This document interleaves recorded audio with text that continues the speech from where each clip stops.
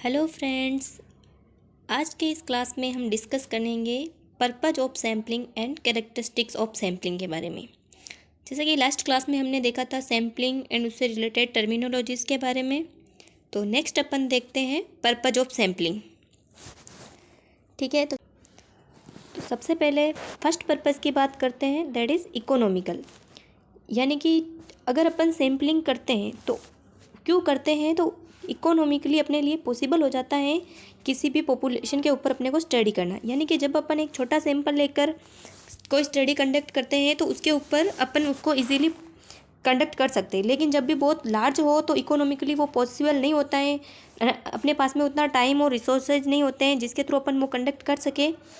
तो sampling essential है ताकि अपन उसको इकोनॉमिकली उसको स्टडी को कंप्लीट कर सके। ठीक है, in most cases it is not economically possible for researcher to study entire population. यानी कि बहुत सारे केसेस के अंदर रिसर्चर जो है वो इंटायर पॉपुलेशन के ऊपर स्टडी नहीं कर सकता because of lack of sources and money and time. ठीक है, तो through sampling researcher can save lot of time and money and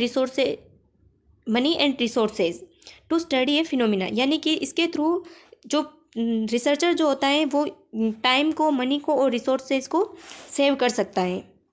ठीक है, नेक्स्ट अपन देखते हैं, नेक्स्ट पर्पज जो होता है इम्प्रूव्ड क्वालिटी ऑफ डाटा। यानी कि जो अपन सैंपल के थ्रू जो इन्फॉर्मेशन कलेक्ट करेंगे तो उनके अंदर एक क्वालिटी होगी, लेकिन जब अपन इंटायर पॉपुलेशन के ऊपर स्टडी करेंगे तो उसमें अपने पास क्या हो जाएगा, लॉट ऑफ डाटा होगा, तो उसमें अपन उसकी क्वालिटी को जज नहीं कर पाएंगे। ठीक है, तो अगर अपने को क्वालिटेटिव डाटा चाहिए तो उसके लिए अपने को जो सैंपल लेना पड़ेगा या छोटी यूनिट के ऊपर अपने को स्टडी कंडक्ट करनी पड़ेगी। ठीक है, तो when a researcher is handle the information from only a part of the population under study, it is easier to maintain the quality of the research work which would not be possible in case of entire population was involved। यानी कि जब अपन पूरी population को involve कर देंगे तो अपने पास में इंफॉर्मेशन ज़्यादा होगी तो अपन उसकी क्वालिटी को मेंटेन नहीं कर पाएंगे। लेकिन जब अपन किसी छोटे यूनिट के ऊपर या छोटे सैंपल के ऊपर अपन स्टडी कंडक्ट करेंगे तो उसके थ्रू अपन अच्छे से उन इंफॉर्मेशन को अपन हैंडल कर सकेंगे और अपन एक क्वालिटी इंफॉर्मेशन कलेक्ट कर पाएंगे। ठीक है, नेक्स्ट पर्पज़ की बात करते हैं, नेक्स्ट होता है क्विक स्टडी रिजल्ट्स। यानी कि अगर अपन सैम्पलिंग इन्वॉल्व करते हुए या सैंपल के थ्रू अपन स्टडी कंडक्ट कर रहे हैं तो अपनी जो रिसर्च स्टडी है वो अपनी शॉर्ट टाइम के अंदर कंप्लीट कर सकते हैं। यानी कि अब इससे अपना टाइम सेव होता है और अपन इजी वे में इसको कंडक्ट कर सकते हैं। जैसे कि sampling make the study result quick, the study on entire population require lot of time, it is almost impossible, so sampling is required to done study in a short time। यानी कि अपने को अगर स्टडी को short time में complete करना है तो अपने को एक सैम्पलिंग कलेक्ट करने की ज़रूरत है ताकि अपन उस स्टडी को क्विक से मतलब जल्दी से उसको अपन कंप्लीट कर सके। अगर अपने को पूरी पॉपुलेशन या इंटायर पॉपुलेशन के ऊपर अपन स्टडी करना चाहेंगे तो वो इम्पॉसिबल हो जाएगा और उसमें बहुत ही ज़्यादा टाइम लगेगा। ठीक है, नेक्स्ट अपन देखते हैं precision and accuracy of data. यानी कि सैम्पलिंग के थ्रू अपन क्या कर सकते हैं, conducting a study on a entire population provide researcher with voluminous data while carrying a study on a part of the population help the researchers to generate more precise data. यानी कि जब अपन पूरी population के ऊपर या entire population के ऊपर जो स्टडी करेंगे तो उसके थ्रू अपने को क्या होगा, वॉल्यूमियस यानी बहुत ही ज़्यादा डाटा अपने पास होगा, तो उसकी अपनी उतनी एक्यूरेसी नहीं होगी जितनी किसी सैंपल से डाटा कलेक्ट करने पर होगी। ठीक है, तो किसी भी प्रीसाइज या अच्छा या एक्यूरेट डाटा या शुद्ध डाटा कलेक्ट करने के लिए अपने को क्या करना पड़ता है, सैम्पलिंग या सैंपल लेना पड़ता है ताकि उसके ऊपर अपन जो स्टडी करेंगे तो उससे अपने पास में प्रीसाइज या एक्यूरेट डाटा मिलेगा। ठीक है, it is always easy to establish better report with a sample and thus to collect more accurate data. और जब अपने पास में कोई सैम्पल होगा तो उसके साथ में जो इंटरेक्शन करने के लिए या जो रिलेशनशिप को इस्टेब्लिश करने के लिए अपने पास में ईजी हो जाएगा। और अगर अपने पास ज़्यादा लोग होंगे तो अपन उनके साथ में उतना अंडरस्टैंडिंग नहीं बिठा पाएंगे, उतना अपन रिलेशन इस्टेब्लिश नहीं कर पाएंगे।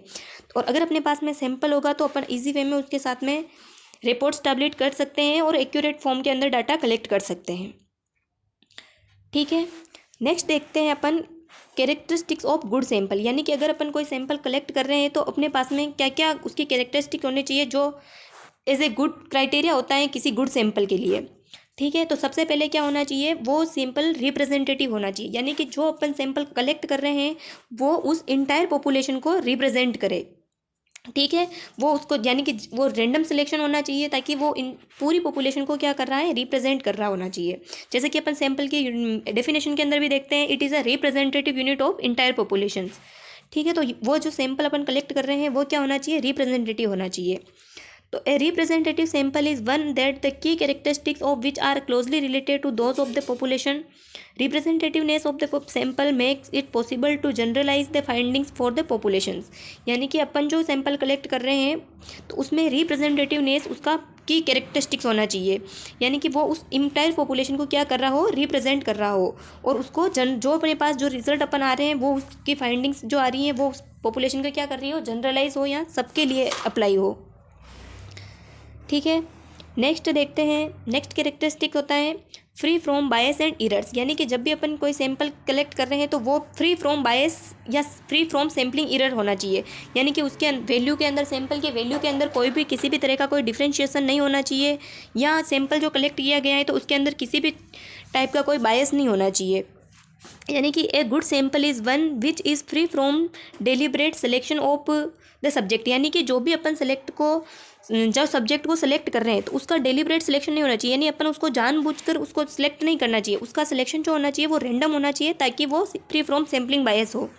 ठीक है, sample should be free from simple random sampling errors and sampling bias, यानी कि वो सैम्पलिंग एरर्स से और सैम्पलिंग बायस से फ्री होना चाहिए। ठीक है, नेक्स्ट कैरेक्टरिस्टिक्स की बात करते हैं। नो सब्सटीट्यूशन एंड इनकम्प्लीटनेस, यानी कि जब अपन कोई सैंपल सेलेक्ट कर लेते हैं तो उसके बाद में ऐसा नहीं है कि अपन उसको बीच में ही रिप्लेस कर रहे हैं या उसका कोई सब्सटीट्यूट ढूंढ रहे हैं, या फिर वो सैंपल अपन इनकम्प्लीट वे में छोड़ रहे हैं। अगर अपन ने कोई सैंपल सेलेक्ट किया है तो अपने को इंटायर स्टडी उसी के ऊपर कंडक्ट करना है।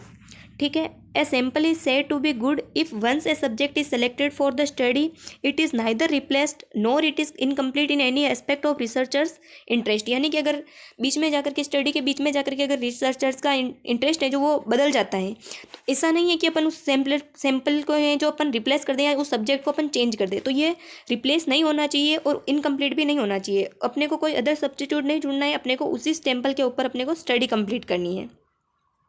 ठीक है, नेक्स्ट अपन देखते हैं एप्रोप्रिएट सैंपल साइज़, यानी कि अपन जो सैंपल साइज़ कलेक्ट कर रहे हैं या अपन जो सैंपल कलेक्ट कर रहे हैं तो वो एप्रोप्रिएट होना चाहिए, यानी कि जब अपन कोई क्वांटिटेटिव स्टडी कर रहे हैं तो अपने को लार्ज सैंपल की रिक्वायरमेंट होती है, या अपन कोई क्वालिटेटिव स्टडी कर रहे हैं तो उसके लिए अपने को स्मॉल सैंपल की रिक्वायरमेंट होती है। तो अपनी स्टडी के अकॉर्डिंग, अपनी स्टडी डिज़ाइन के अकॉर्डिंग वो सैंपल होना चाहिए, इनफ होना चाहिए ताकि अपन उसको अच्छे से उस स्टडी को कैरी आउट कर सकें।